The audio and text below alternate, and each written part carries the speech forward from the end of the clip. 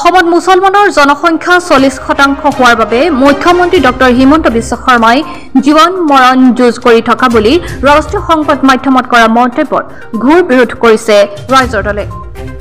ৰাইজৰ দলৰ সম্পাদক আছাফুল ইছলামে মুখ্যমন্ত্ৰী ডক্টৰ হিমন্ত বিশ্ব শৰ্মাৰ মন্তব্যৰ প্ৰতিক্ৰিয়া ব্যক্ত কৰি কয় যে অসমৰ মুখ্যমন্ত্ৰী ডক্টৰ হিমন্ত বিশ্ব শৰ্মা এজন চূড়ান্ত ভণ্ড, মিথ্যাচাৰ আৰু জধামূৰ্খ।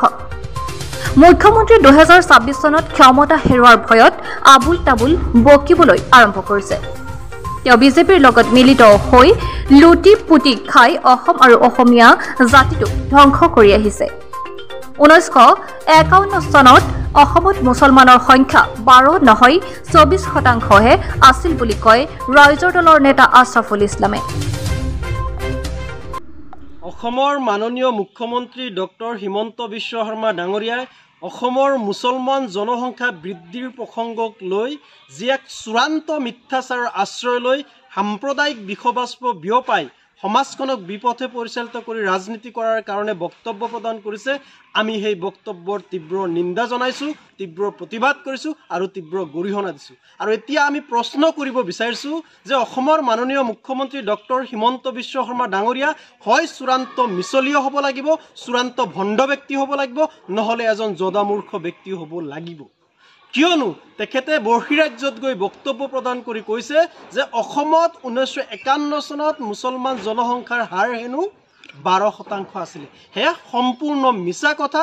আমি সকলোৱে জানো যে 1951 চনৰ লোকপিয়ল অনুসৰি অসমত মুছলমান জনসংখ্যাৰ হাৰ আছিলে 24%। আৰু অসমৰ মাননীয় মুখ্যমন্ত্ৰী ডক্টৰ হিমন্ত বিশ্ব শৰ্মা ডাঙৰীয়াই কৈছে যে 12%ৰ পৰা বৃদ্ধি হৈ আজি হেনো অসমত মুছলমান জনসংখ্যাৰ হাৰ প্ৰায় 40% হৈছে। এনেকুৱা ধৰণৰ এক ভয়ংকৰ মিথ্যাচাৰৰ আশ্ৰয় লৈ গোটেই সমাজখনক, গোটেই দেশখনক আচলতে বিপথে পৰিচালিত কৰি তেখেতে এক বেলেগ ধৰণৰ সাম্প্ৰদায়িক ৰাজনীতি কৰিব বিচাৰিছে।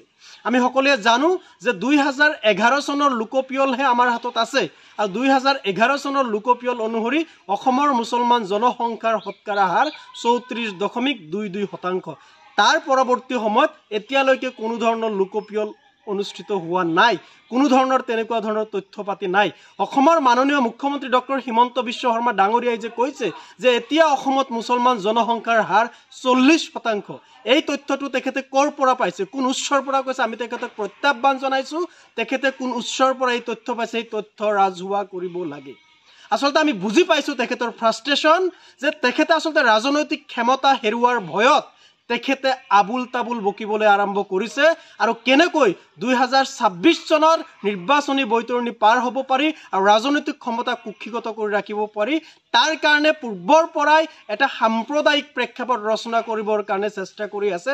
যেতিয়া দেখিছে শৰাইঘাটৰ শেষ ৰণৰ শ্লোগানে তেওঁলোকক ধৰা দিয়া নাই, আজমল মুখ্যমন্ত্ৰী হ'ব বুলি ভয় খুৱাই যি ইমান দিনে ৰাজনীতি কৰি আছিলে, সেই ৰাজনীতিৰো যেতিয়া এতিয়া ইতি পৰিছে, এতিয়া অসমৰ মূলসুঁতিৰ সমাজখনক, সহজ সৰল সমাজখনক বিপথে পৰিচালিত কৰি সাম্প্ৰদায়িক বিভাজন কৰি 2026 চনৰ ৰাজনৈতিক ক্ষমতা কুক্ষিগত কৰাৰ কাৰণে পূৰ্বৰ পৰাই পৰিকল্পনা প্ৰস্তুত কৰি অসমৰ মুছলমান জনসংখ্যা বৃদ্ধিৰ প্ৰসংগটোক লৈ পূৰ্বৰে পৰা এনেকুৱা ধৰণৰ আচলতে ৰাজনৈতিক প্ৰেক্ষাপট ৰচনা কৰাৰ কাৰণে আচলতে চেষ্টা কৰি আছে। সেই কথা অসমৰ সচেতন ৰাইজে বুজি উঠিছে, সেই কথা আমিও কিন্তু বুজি উঠিছোঁ। কিন্তু আপোনাক এটা কথাই প্ৰত্যাহ্বান জনাইছোঁ, আপোনাৰ এনেকুৱা ধৰণৰ চূড়ান্ত মিথ্যাচাৰ, চূড়ান্ত ভণ্ডামিৰ পৰিচয় দি যিবিলাক ভুৱা কথা, ভুৱা তথ্যৰে সমাজখনক বিপথে পৰিচালিত কৰাৰ কাৰণে যত্ন কৰিছে, তাত কিন্তু অসমৰ ৰাইজে ভুল নাযায়।